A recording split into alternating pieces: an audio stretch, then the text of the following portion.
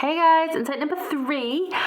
So this one really is sort of the main crux of the entire week's focus.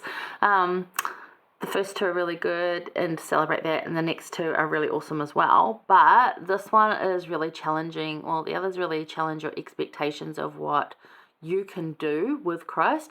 This particular chapter challenges what your expectation of Christ himself is and what he's going to look like, what he's going to be like, and how you're going to know him.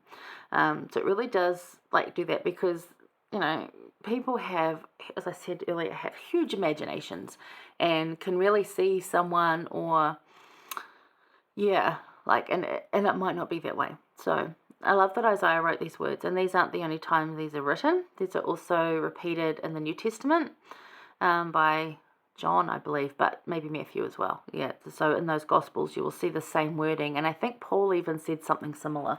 Can't confirm that because I don't have it in front of me, but it's not a new concept. No, it will be to a lot of people, but it's actually in the scriptures to describe Christ. So although I've put down the whole of chapter 53, the one I do want to read is 3 and... Oh, yeah, just 3, and we'll just go through there and pick out some points. So 3, but first of all, into it says that he's going to grow up sort of out of nothing, and he has no form nor comeliness, and when we shall see him, there is no beauty that we should desire him. So he's not one of these amazing-looking movie star type people. He's literally someone that you walk past on the street and not even notice. He just looks like the rest of us, just general population. He's not one of those tall poppies that, those people that you're just drawn to, like, wow, they're so beautiful. They just have this, amazing skin, and they've got, beautiful hair, and I'm sure they're nice people as well, but you just get drawn to that, wow, looking, you look at, say, a field of horses or a group of horses, and you can pick out who the head horses, because generally they've got a beautiful mane, they're tall, they're strong. It's just what it is, right? So a lot of people think that. And I said, when he arrived in Jerusalem, when he entered Jerusalem, he wasn't riding a big horse with a procession like happens in Aladdin.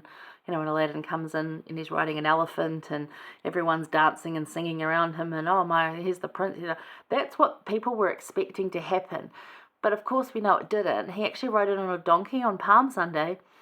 And very sort of just the ones who knew who he was were happy and joyful because they knew what it meant. But there were so many that missed it because they were looking for the wrong thing. They had the wrong idea and the wrong expectation of what Christ would look like. So let's go on to 3. It said, he is despised and rejected of men, a man of sorrows and acquainted with grief. And we hid were our faces from him. He was despised and we esteemed him not. So they kind of hid from him, and they just didn't. Even now people hide from him, just well, that can't be him, that's not fabulous enough.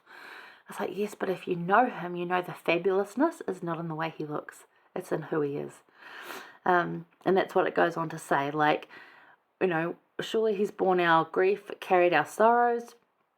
He was smitten, stricken, afflicted. He was wounded for transgressions, bruised for our transgressions, not his, ours. And we, like sheep, have gone astray, and he will bring us back. He was oppressed and afflicted, but he didn't fight back about it. He went as a lamb to the slaughter, taken from prison, from judgment, and declare unto the generation, he made his grave with the wicked, and with the rich in his death, because he was buried in, the Lazarus, Lazarus? No. Anyway, that guy that had money. Can't remember. It's gone. Not in my head at the moment. But yeah, he was buried there. But he never lied.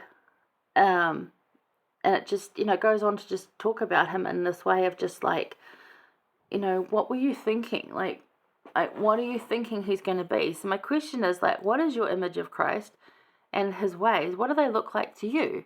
Because is that actually going to be accurate? Is that something that is actually true, or is this just your imagination of it? I've talked to a lot of people, quite a few that I've sat in on missionary discussions or talked to them about church, and their variations on what Jesus looks like is actually very interesting. And also too, culturally, of course it makes sense that if you're of a culture, like to me, growing up, Jesus would look like, someone I knew that I saw around the place. Like in India, he's going to have a sort of Indian vibe to him because that's what the people look like. Because we don't have photos of him. He doesn't have an Instagram account that we can go check out what he's been up to, do we? So, like, it's really, we don't know. And I love seeing all the different paintings and variations that come out of that. And it's kind of cool. It is actually really cool to see what people's interpretations of him are. And for people that know him and read the scriptures, the beautiful artworks that do come out of what he obviously looks like or could look like based on what they've read are just beautiful. And maybe he doesn't look exactly like that, but it's enough to know that, oh, that's Jesus Christ. Because I don't know anyone that's personally seen him. Great if you have, but I don't know anyone. I think that's really cool, and it's a special experience you should keep to yourself if that's something for you. But yeah, so think about that. So this is the prophecy of the atonement of Jesus Christ. Many have tried to weaken these powerful words, and you'll find these same words in the New Testament. And this is also the foundation of what Abinadi taught in Mosiah 14 to 15. So this is what Abinadi used to teach Christ to King Noah. Remember, King Noah didn't accept it, but who did? Alma, yeah. So, many thought Christ would come with a fine horse and trumpets. Of course he didn't. And angels, and be larger than life and the obvious hero. Just like that obvious hero person. The person that you all perceive to be the strongest, fittest, biggest, whatever. Rather, Christ is humble, quiet, and unassuming. Would you recognize him? Or is your expectation different? Be open about seeing Christ. To know him is to be like him. So how are we going to know him? Well, if we know him, it's because we've been trying to be like him, so we will see a similarity in him to us. And that can sound really confusing, but then if you were to meet another Christian-minded person, you get this hint, like before they even say, oh, I'm Christian, you just get this hint of like, maybe you are. Because of the way they behave and the way they talk. Now, not all Christians are like that. Some Christians are not very nice people. It doesn't mean that they're not believing in Christ, just means they need to correct some behavior. And we all need to correct behavior. So, there's no judgment there. But you just get this vibe of that they have similar things to you and in that similar direction. And when you see Christ, because if you've studied, when we do eventually see him, it's going to be a shock to a lot of people again. Because their expectation is going to be so out of proportion. And some of them are going to be shocked that he's actually real. They'll be like, oh wow, I was wrong. Oh my gosh. And then there's some who's still going to say, no, he's not real. And he'd be standing right there. But they'll hold on to their beliefs. And that's their decision. But we can know him better by our studies, by asking to know him better, and by having those daily conversations, as I said earlier, and as I say all the time, it is those little daily things every single day, several times a day, space them out, those conversations, those study patterns, that prayer, all those things will help you know Christ better and help you recognize him when he does turn up in your life. And when you do see him, you'll be like, I know you.